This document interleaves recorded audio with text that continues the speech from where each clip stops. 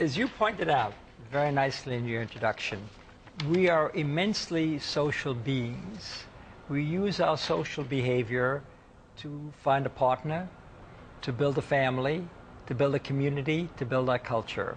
And also, as you indicate, aspects of that can go into disarray and lead to aggression. Social behavior is so important that it is conserved in evolution. And you find it not only in people, but you find it in simple animals, some of which, like ants, build complex societies. Although much of social behavior is learned, important aspects of it are determined by genes. And for example, you can show in flies and in worms and in simple mouse-like animals that single genes control bonding, whether animals will hang together or they go their own way. So genes can have important influences on behavior. Moreover, as you indicated with the social brain, social functions are localized in the brain just as sensory functions and motor functions are. In fact, we see in the social brain that there are sensory areas and the motor areas. In the sensory areas, the visual system is very important. Faces, as you pointed out, extremely important, reading other people's emotions. So there are face areas in the brain that respond not only to faces, but to emotional expression of faces. Moreover, as you pointed out, parts of the motor systems are committed to social behavior. Rizzolatti made this wonderful discovery that there are areas in the motor systems that respond when the monkey picks up a glass of water. That's not surprising. The motor system is designed to pick up a glass of water. But the amazing thing is, those same cells in the monkey respond when you, Charlie Rose, pick up a glass of water. So they are mirroring your behavior. So empathic identification with another person is mediated through the motor system. So we've learned all of this by looking at the emotional brain. Most animals, most living things, spend at least part of their life in association with others of their own kind. And we know that even in the way we talk about schools of fish or flocks of geese or hives of bees, that groups of animals are often the units that are traveling through time and are behaving together. So they have to recognize each other, they have to communicate with each other, and they have to generate coherent behaviors. And what E.O. Wilson noticed, a naturalist in about the middle of the last century, is that many of the social behaviors that animals have are recognizably similar to each other, related to each other, even in animals that are very different and very widely separated by evolution. And when you make an observation like that in biology, very often what it means is that there's an underlying genetics that's very ancient that is contributing to this same output in lots of different animals. And that idea of taking different genes, but sort of flowing them through the different animals and using them for social behavior in a variety of animals is the idea that builds on the idea that there's a genetics of social behavior. So if we could have a movie, I'm going to show you the organism that my lab works on, which is a very simple worm. And this worm is tiny, and it lives in the soil, and it eats bacteria, but it has a number of interesting behaviors, and among those, as shown in this movie, are that it's a friendly worm.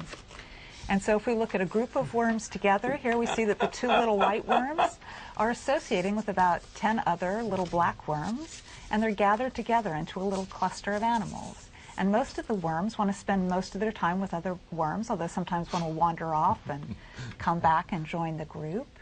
And this is not about food. There's food everywhere, and it's not about mating. This is a family show. It's about the animals preferring to associate with each other. Let me move to primates and tell me what we have learned about social interaction among primates. Well, I think one mechanism which we discovered a few years ago is very important in showing how monkeys interact one to another. And especially this discovery of mirror neurons show that there is a specific way in which the animals, and humans as well, we talk later about humans, have a knowledge of the other. So in other words, there are these neurons which fire both when you observe something or when you do the same thing. So what is strange is this neuron, because the type of knowledge you get from them, it's completely different from that you can get about abstract thing. So what you are doing entered inside my brain and it became my behavior. So it's a specific type of link which cannot be substituted by any type of cognitive or inferential thing.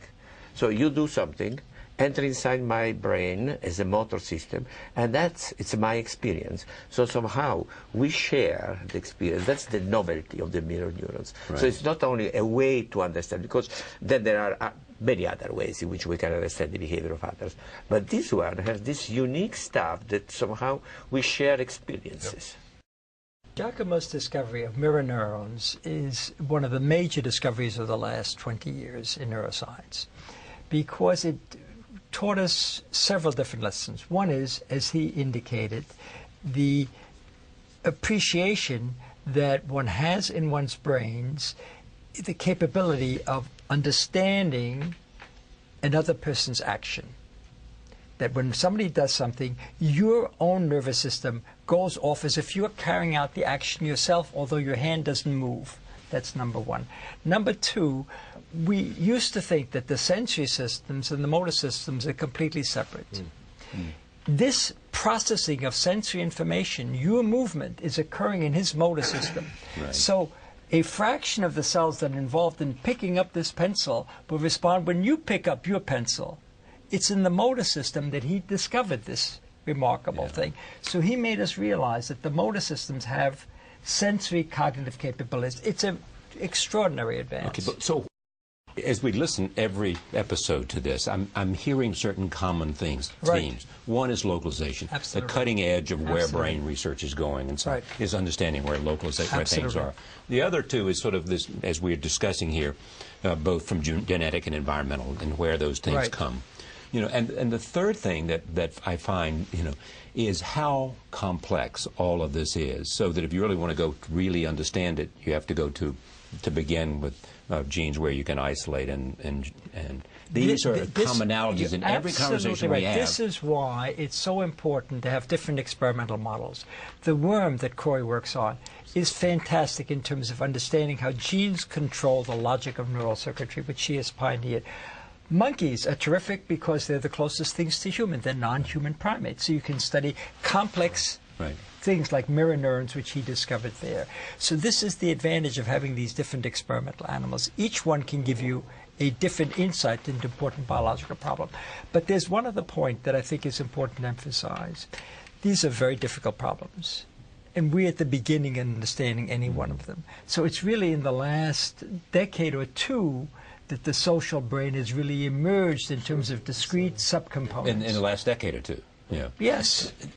So, Charlie, I think this is also a theme throughout every session of the program, that basic science has taught us a lot about human disorders or predicaments, but conversely, it's the human predicament that has taught us enormously about the basic science of the brain. We talked about this in the very, very first show, and nowhere is that illustrated more profoundly than in autism and related developmental disorders.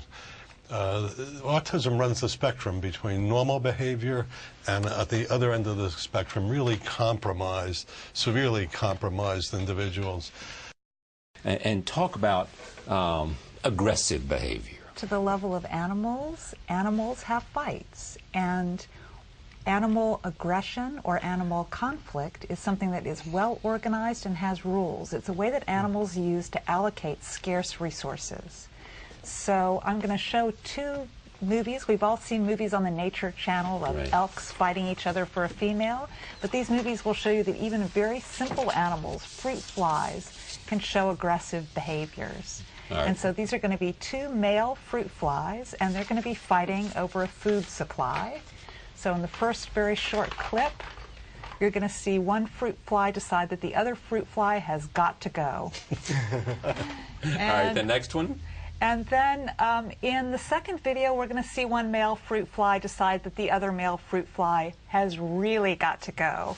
And I'd like you to watch this movie to get a sense of the clear intention of this fly's action.